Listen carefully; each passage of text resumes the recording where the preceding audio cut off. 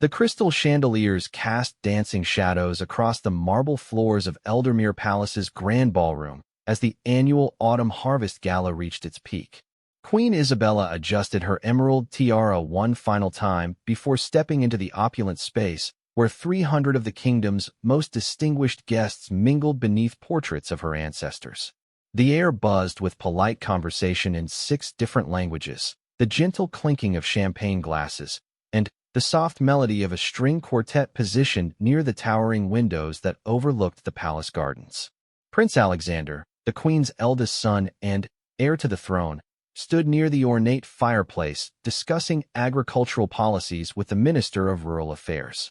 His wife, Princess Catherine, gracefully navigated through clusters of diplomats, her midnight blue gown trailing elegantly behind her as she fulfilled her duties as future queen consort. Their children, 8-year-old Prince Louis and 10-year-old Princess Emma, had been permitted to attend the early portion of the evening's festivities before being escorted to their chambers by their governess. However, tonight's gathering held particular significance beyond the usual seasonal celebration. It marked the first major royal event since Queen Isabella's recent marriage to Lord Edmund Blackthorne, a distinguished nobleman whose own son from his previous marriage, 16-year-old Marcus Blackthorne, was still adjusting to his newfound position within the royal household. The blending of their families had created ripples of uncertainty throughout the palace staff and among the nobility who watched every interaction with keen interest.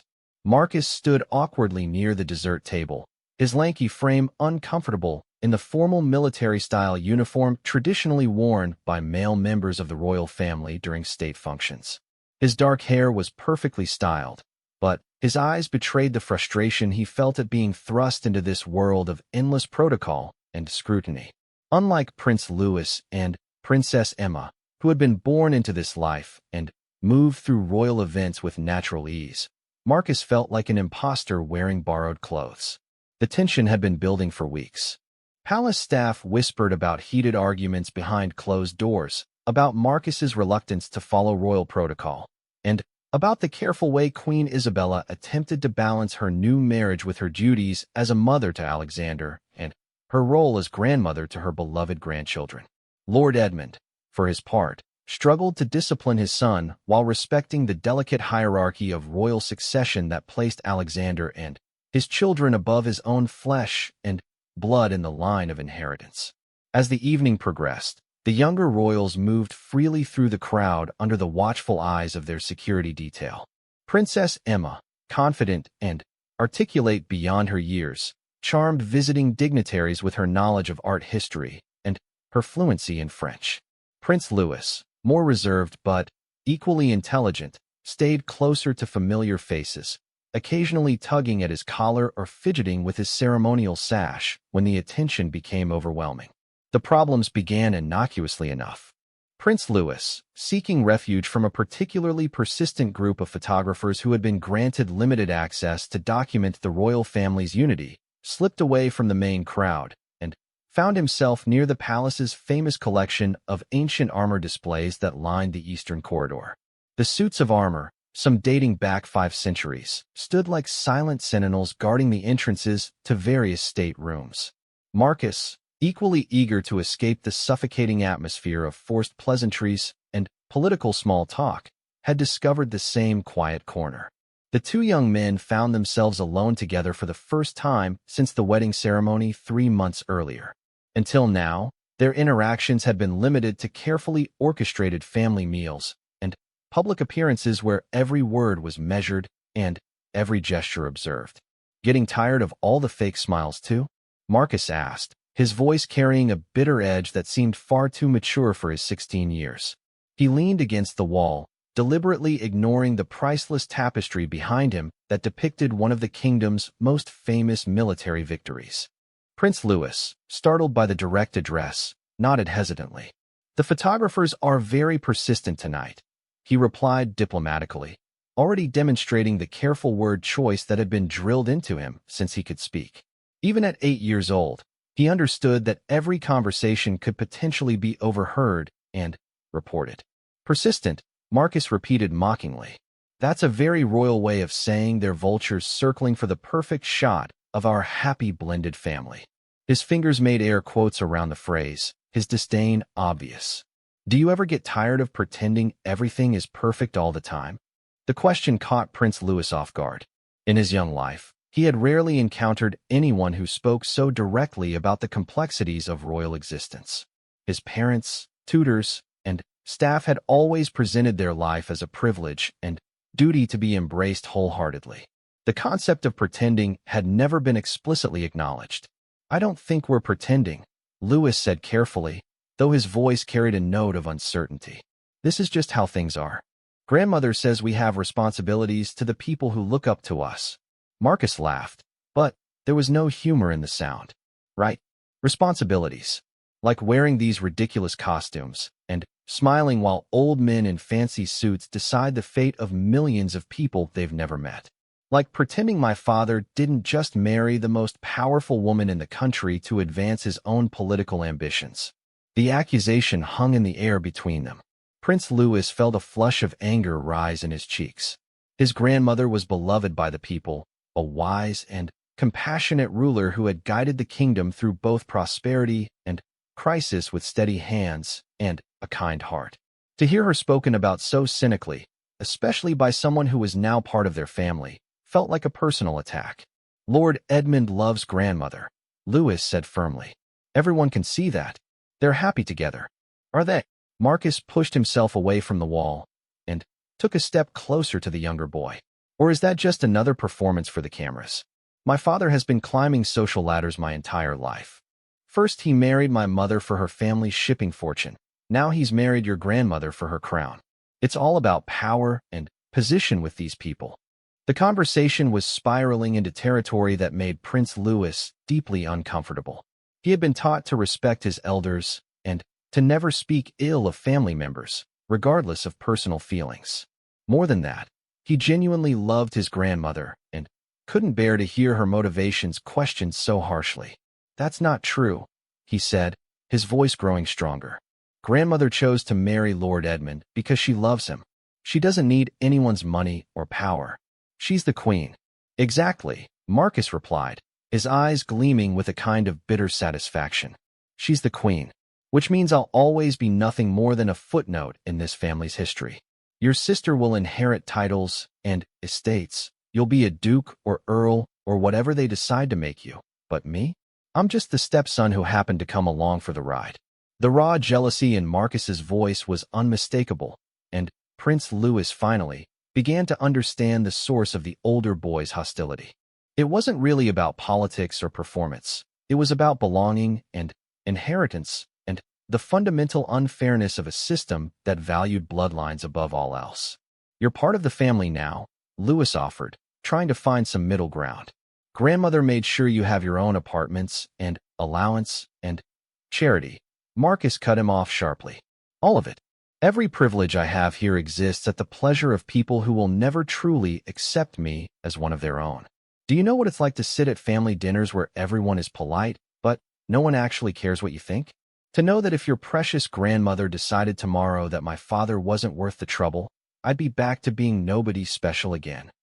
The intensity of Marcus's emotions was beginning to frighten Prince Louis. He looked around nervously, hoping to spot one of his security guards or perhaps his sister, but the corridor remained empty. The sounds of the gala seemed very far away suddenly, as if they were in a completely different world from the one filled with music and laughter just rooms away. "I should get back," Louis said quietly. "My governess will be looking for me soon." "Of course," Marcus replied, his tone becoming even more mocking. "Run back to your governess and your perfect little life where everyone bows and scrapes and tells you how wonderful you are just because of whose blood runs in your veins. Some of us don't have that luxury." Prince Louis felt his temper flare. He had tried to be understanding, had genuinely wanted to find common ground with his new stepbrother, but Marcus seemed determined to twist every kindness into an insult. The unfairness of being blamed for circumstances beyond his control, his birth, his family, his position, struck him as deeply wrong. "I never asked to be born a prince," he said, his 8-year-old voice carrying surprising dignity. "But I was, and that means I have duties and responsibilities just like you said." Maybe if you try to understand that instead of being angry about everything, people would treat you differently. It was perhaps the most direct criticism Marcus had heard since arriving at the palace. Servants were too deferential. His father was too embarrassed by his behavior to address it honestly. And Queen Isabella had been trying so hard to make him feel welcome that she had avoided any real confrontation. To hear such pointed honesty from a child less than half his age struck Marcus like a physical blow. His face flushed red with humiliation and rage. In that moment, all of his carefully controlled resentment boiled over. Without thinking, he stepped forward and gave Prince Louis a hard shove, sending the younger boy stumbling backward toward the display of ancient armor. The push itself might have been relatively harmless under normal circumstances, but Prince Louis was caught completely off guard. His foot caught in the ornate rug that ran along the corridor, and he lost his balance entirely. As he fell backward, his shoulder struck the base of one of the armor displays, sending a 500-year-old helmet clattering to the marble floor with a sound like a church bell. The noise echoed through the corridor, impossibly loud in the previously quiet space. Prince Louis landed hard on his side, scraping his elbow against the rough stone base of the display and tearing a hole in his ceremonial jacket. For a moment, he lay still, too shocked to move or cry out. Marcus stared down at him in horror, suddenly, realizing the magnitude of what he had done. Pushing a member of the royal family, a child, no less, was not just a family squabble or adolescent outburst. It was a serious breach of protocol that could have far-reaching consequences for both his father's marriage and his own future. The sound of running footsteps echoed from both ends of the corridor as palace security and staff rushed toward the source of the disturbance. Captain James Morrison, head of the Royal Protection Unit, appeared first, his trained eyes quickly assessing the scene. Prince Louis on the ground near the damaged armor display, Marcus standing over him with guilt written across his face, and the unmistakable evidence of some kind of altercation. Behind Captain Morrison came Lady Margaret Worthington, the children's governess, her face pale with concern as she saw her young charge on the floor. Princess Emma, who had noticed her brother's absence and convinced Lady Margaret to help her search for him, pushed past the adults to kneel beside Prince Louis. "Louis, are you hurt?" she demanded, her voice sharp with worry and authority that belied her 10 years. She had inherited her grandmother's commanding presence and was not afraid to use it when her family was threatened. Prince Louis pushed himself up to a sitting position, wincing as his scraped elbow protested the movement. "I'm all right," he said quietly, though his voice shook slightly. He looked up at Marcus, who had backed away against the wall, and, for a moment, the two boys stared at each other with a mixture of fear, anger, and regret. Captain Morrison's radio crackled to life as other security personnel reported their positions and requested updates on the situation. The captain raised a hand for silence and knelt down beside Prince Louis, his professional demeanor masking his concern. "Your Highness," he said gently, "can you tell me what happened here?" It was the question that would determine everything that followed. Prince Louis looked again at Marcus, seeing not the angry, resentful teenager who had just pushed him, but a frightened boy who was clearly as shocked by his own actions as everyone else. The next words out of Louis's mouth would either escalate this into a full-scale crisis or provide an opportunity for discretion and family unity. The weight of that choice pressed down on the 8-year-old prince as the adults around him waited for his response, and he realized that this moment would define not just his relationship with his stepbrother, but possibly the future of his grandmother's marriage and the stability of their newly blended family. The silence in the corridor stretched for what felt like an eternity as Prince Louis considered his response to Captain Morrison's question. The weight of royal protocol, family loyalty, and personal integrity battled within his young mind. He could feel his sister's protective presence beside him, Lady Margaret's anxious breathing, and, most acutely, Marcus's terrified gaze boring into him from across the space. "I tripped," Prince Louis said finally, his voice steady despite the tremor in his hands. "I was looking at the armor display, and I tripped on the carpet. Marcus was just trying to help me." The lie came easily, perhaps too easily for an 8-year-old who had been raised to value honesty above all else. But, in that moment, Prince Louis understood instinctively that the truth would unleash consequences far beyond what Marcus deserved for a moment of adolescent anger. The guilt and fear in his stepbrother's eyes had revealed more about Marcus's true character than his harsh words ever could. Captain Morrison's experienced gaze moved between the two boys, noting the defensive posture of Marcus against the wall, the scattered pieces of armor, and the tear in Prince Louis's jacket that seemed inconsistent with a simple fall. However, the captain also understood the delicate political dynamics at play. If Prince Louis was choosing to characterize the incident as an accident, there were likely reasons that went beyond simple forgiveness. "I see," Morrison said carefully. "And you're certain you're not injured, Your Highness?" Princess Emma helped her brother to his feet, her sharp eyes missing nothing. She had inherited her grandmother's political instincts and could sense the undercurrents of tension that the adults were trying to navigate. "He scraped his elbow," she announced, examining the torn fabric. "But it's not serious. We should probably have the palace physician take a look, just to be safe." Lady Margaret stepped forward, her relief palpable.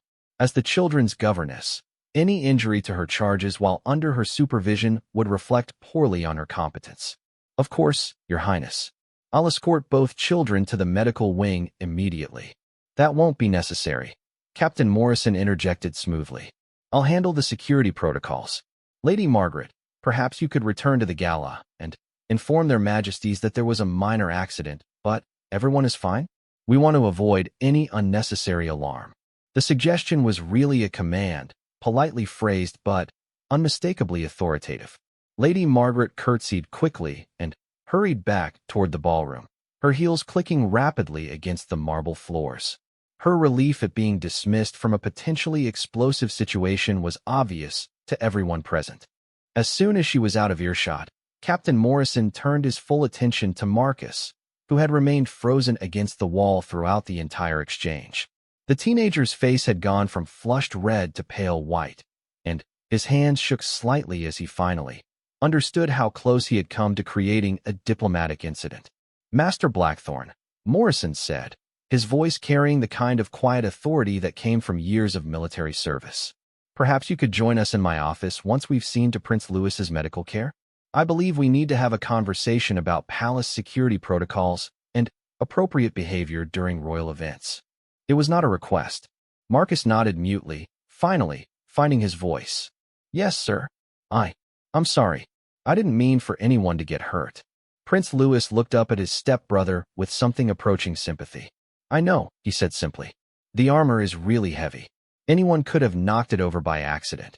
The generosity of the statement, coming from the child who had been wronged, seemed to affect Marcus more deeply than any punishment could have. His eyes filled with tears that he quickly blinked away, too proud to cry in front of the adults, but clearly overwhelmed by the unexpected mercy he was being shown. Princess Emma, who had been quietly observing the entire exchange with the calculating mind of a future ruler, stepped closer to her brother. "We should go get your elbow cleaned up," she said firmly. "And then, we need to get back to the gala before grandmother notices we're missing." Captain Morrison nodded approvingly. The princess had correctly identified the priorities: medical attention, maintaining the evening's schedule, and avoiding any disruption that might raise questions from the Queen or other family members. "Dr. Pemberton is on duty tonight," he confirmed. He can see to Prince Louis discreetly. As they began to move toward the medical wing, Marcus finally found the courage to speak directly to Prince Louis. "Your Highness," he called out, his voice cracking slightly. "Thank you." Prince Louis paused and looked back. For a moment, the 8-year-old's expression held a wisdom that seemed far beyond his years. "We're family now," he said quietly. "That has to mean something, doesn't it?" The simple statement hit Marcus like a physical blow.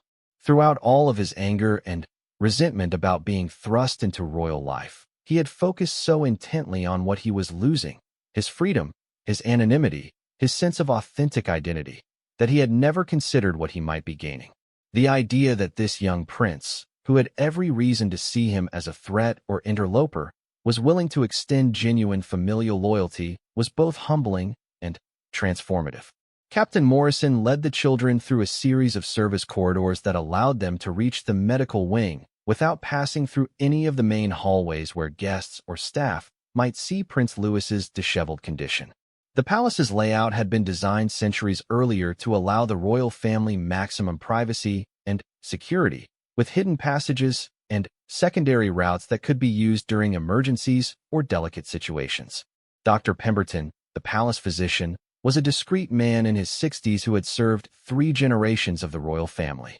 He took one look at Prince Louis's scraped elbow and torn jacket and immediately understood that there was more to the story than a simple accident. However, he also understood that his role was to provide medical care, not to investigate incidents or question the accounts he was given. A minor abrasion, he announced after cleaning and bandaging the wound. The scrape will heal completely within a few days, and there's no risk of infection if we keep it clean. However, I would recommend avoiding any strenuous physical activities for the remainder of the evening. Princess Emma nodded seriously. He can still attend the rest of the gala, though? Grandmother will want to see us both during the final presentations. Certainly, Dr. Pemberton replied, though perhaps we should find a replacement jacket for His Highness. The tear is quite visible. Captain Morrison had already anticipated this need. The household staff has prepared alternatives, he confirmed. We'll have Prince Louis properly dressed and back in the ballroom within 15 minutes. As they made their way to the children's quarters to change clothes, Princess Emma walked beside her brother in thoughtful silence. Finally, she spoke in a voice low enough that only he could hear. That was brave, what you did back there. But also dangerous. If someone else had seen what really happened. Prince Louis nodded slowly. I know. But Marcus isn't really bad, He's just scared and angry about everything changing. Can you imagine if strangers suddenly became our family and we had to live by completely different rules? The empathy in her younger brother's voice impressed Princess Emma, though it also worried her. As future heirs to the throne, they would need to learn to balance compassion with practical political considerations. Sometimes protecting the monarchy required making difficult choices about personal relationships. Maybe, she said carefully, but he could have really hurt you. What if you had hit your head instead of just scraping your elbow? What if someone important had seen him push you? Grandmother's marriage is still new, and there are people in Parliament who think she's too old to be taking on new family responsibilities. The political implications that Princess Emma was beginning to understand were still largely beyond Prince Louis's comprehension, but he could sense the seriousness in her tone. Do you think I made the wrong choice? I think you made a kind choice, she replied diplomatically. Whether it was also a wise choice, we'll probably find out eventually. Meanwhile, in Captain Morrison's office, Marcus sat in a leather chair facing the man who effectively controlled security for the entire royal family. The office was spartanly furnished, but impressive in its efficiency. Multiple computer monitors showing security feeds from throughout the palace, communication equipment that could reach anywhere in the kingdom within seconds, and filing cabinets that contained detailed profiles of every person who had regular access to the royal family. Do you understand what could have happened tonight? Morrison asked without preamble. He had served in military conflicts around the world before accepting his position with the Royal Protection Unit, and his tolerance for teenage dramatics was limited. Marcus swallowed hard. Yes, sir. I could have seriously hurt Prince Louis. I could have embarrassed my father and the Queen. I could have. He trailed off, unable to articulate the full scope of potential consequences. You could have destabilized a monarchy that millions of people depend on for stability and leadership, Morrison finished bluntly. Your personal frustrations, however legitimate they might be, do not justify actions that put members of the royal family at risk. Do you understand that? Yes, sir, Marcus whispered. The weight of Morrison's words was crushing. In his anger and self-pity, he had never considered that his actions might affect anyone beyond his immediate family circle. Morrison leaned back in his chair, studying the teenager's face for signs of genuine remorse versus mere fear of punishment. Tell me about the conversation that led to the physical altercation. And don't insult my intelligence by claiming it was an accident. Prince Louis may have chosen to characterize it that way for his own reasons, but I know the difference between a fall and an assault. For the next 20 minutes, Marcus found himself recounting the entire conversation, from his initial sarcastic comment about fake smiles to his final explosive moment when he pushed Prince Louis. Morrison listened without interruption, occasionally making notes, but never changing his expression of professional neutrality. So your primary grievances are that you feel displaced within the family hierarchy, resentful about public scrutiny, and suspicious of your father's motivations for marrying the Queen, Morrison summarized when Marcus finished. Is that accurate? When you put it like that, it sounds petty and selfish, Marcus admitted. It is petty and selfish, Morrison replied without softening his words. But it's also understandable.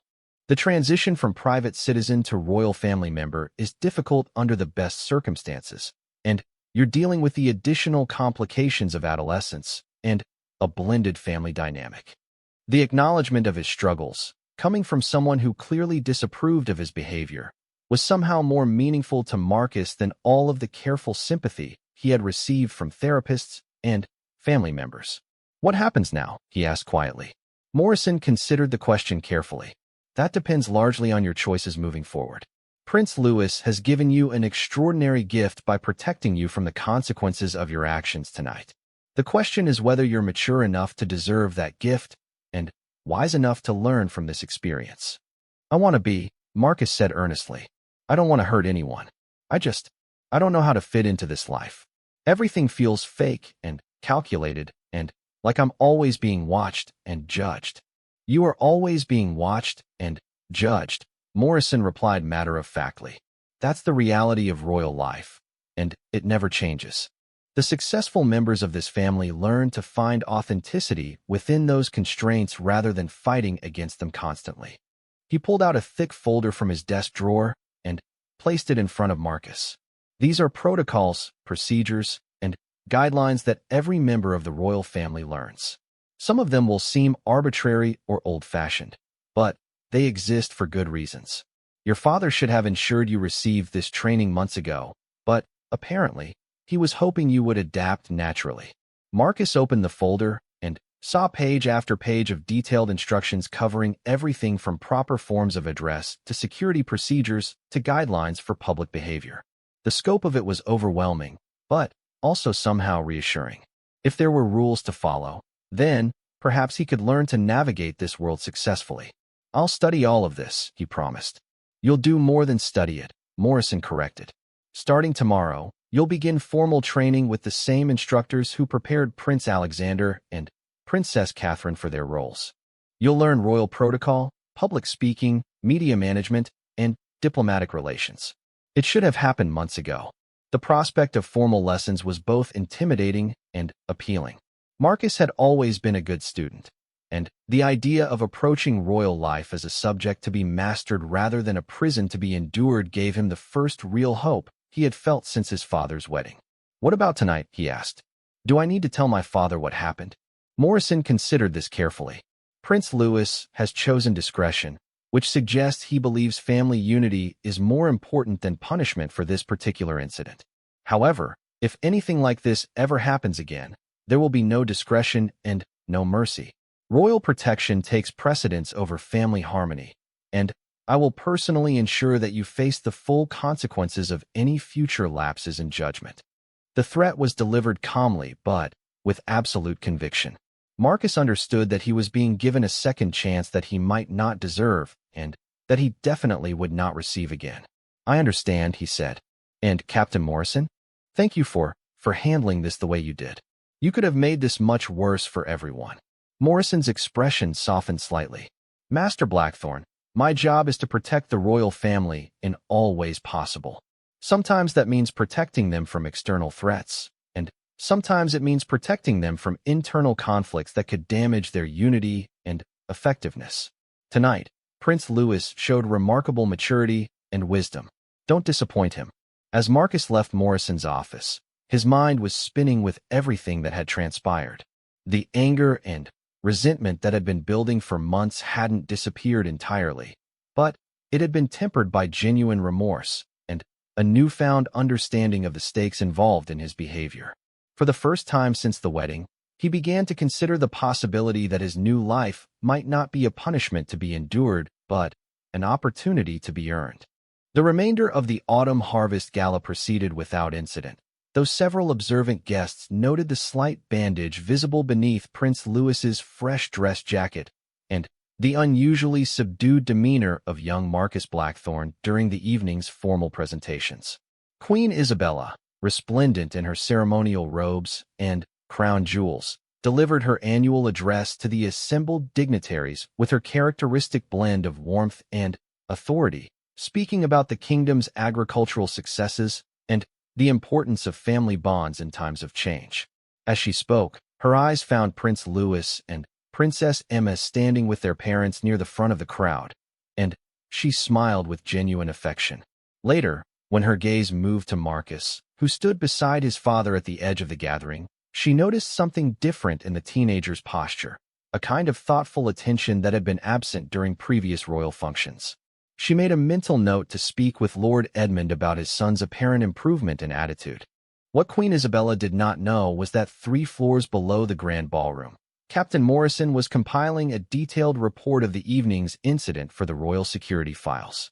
The report would be classified and accessible only to the highest levels of palace administration, but it would serve as a permanent record of Marcus's first serious breach of protocol and Prince Louis's remarkable discretion in handling a potentially explosive situation.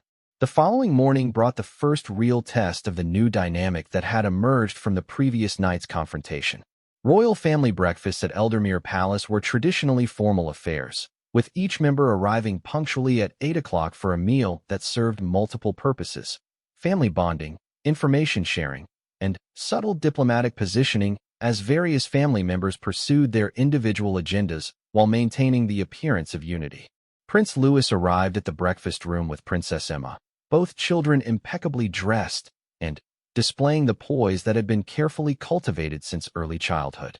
Their parents, Prince Alexander and Princess Catherine, were already seated and engaged in quiet conversation about the day's scheduled activities. Queen Isabella occupied her traditional place at the head of the long mahogany table, reviewing correspondence while enjoying her morning tea. Lord Edmund entered precisely at 8 o'clock, his military bearing and perfectly pressed uniform reflecting his continued efforts to demonstrate his worthiness as the Queen's consort. However, Marcus was conspicuously absent, and, as the minutes ticked by, the empty chair beside his father became increasingly noticeable to everyone present. Perhaps someone should check on Marcus, Queen Isabella suggested gently, though her tone carried a hint of disappointment. Punctuality was considered one of the fundamental virtues of royal life, and repeated tardiness was viewed as a sign of disrespect for family obligations. Lord Edmund's face flushed with embarrassment. "I'll fetch him immediately, Your Majesty. He was awake when I left our apartments, so I assume he simply lost track of time." "That won't be necessary," Prince Louis said quickly, surprising everyone at the table. "I can go find him. We're supposed to have lessons together this morning anyway." The offer was generous and unexpected. Prince Louis and Marcus had rarely interacted during family meals, and the suggestion that they had arranged to study together was news to their parents and grandparents. Princess Emma shot her brother a questioning look, but he avoided her gaze and focused on Queen Isabella. "That's very thoughtful, dear," the Queen replied. "But perhaps Lady Margaret could." "I don't mind," Prince Louis insisted, already rising from his chair. "Marcus was helping me understand some of the older historical texts yesterday. He knows a lot about medieval warfare and political strategy." This was a complete fabrication, but it served multiple purposes. It explained their previous interaction, suggested an ongoing friendship, and positioned Marcus as a valuable contributor to the family's educational goals rather than a problematic outsider. Prince Louis had learned the art of strategic communication more quickly than anyone realized. As he left the breakfast room, Princess Emma watched her brother with growing admiration and concern. His newfound diplomatic skills were impressive, but she worried about the emotional cost of constantly managing difficult family relationships. At 10 years old, she was already beginning to understand that royal life often required sacrificing personal authenticity for political necessity. Prince Louis found Marcus in the palace library, hunched over a thick leather-bound volume at one of the reading tables near the tall windows that overlooked the gardens.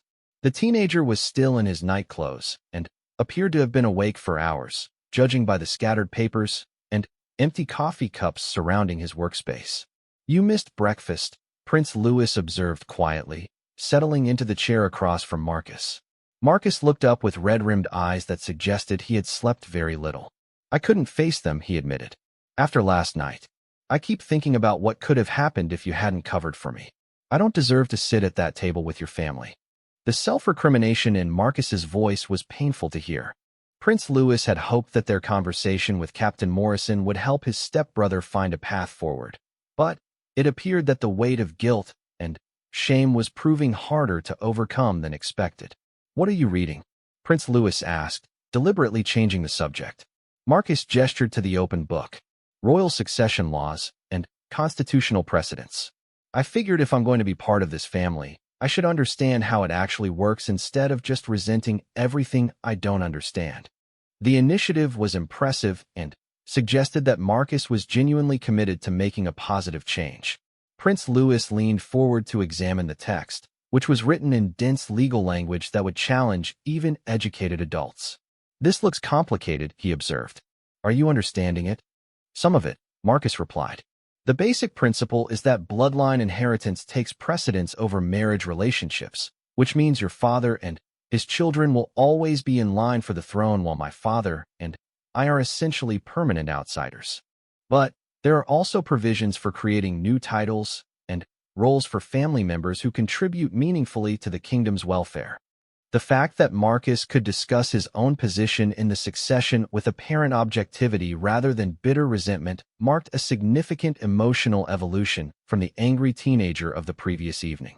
Prince Louis was impressed by his stepbrother's intellectual approach to their family dynamics. Captain Morrison said you're going to start formal training, Prince Louis mentioned. Protocol and public speaking and things like that. Marcus nodded.